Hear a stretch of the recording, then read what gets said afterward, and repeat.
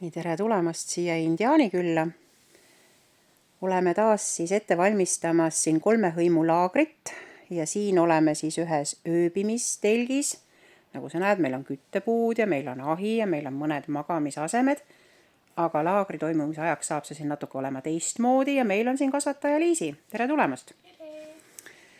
Ja kasvataja Liisi, räägi meile sellist asja, et mis on sinu arvates, et me oleme teinud neid laagreid päris pikalt, mina isiklikult olen neid päris pikalt teinud, sina oled meie laagrites 7. aastat kasvataja. Et mis on see, mis sinu arvates või sinu hinnangul teeb meie laagrid eriliseks või eristuvaks teistega võrreldes? No, ma arvan, et neid asju on tegelikult päris palju. No too näiteid. Olles ise olnud päris suur laagerdaja nooruses, siis meie laagrites on alati selline mingisugune teema, millesse minnakse natukene rohkem süvitsi võib-olla. Et vähemalt kui kõik kaasa teevad, siis nad saavad sinna süvitsi minna. ja kuidagi tegevused on igal aastal ikkagi erinevad.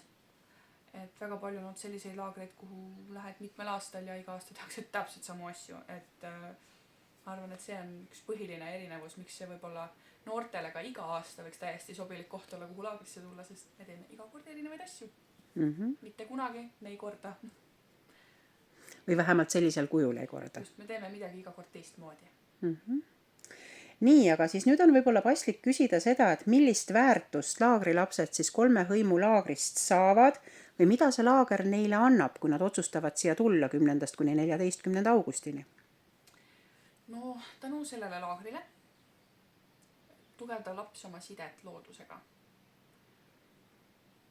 Lisaks ta saab arendada loovust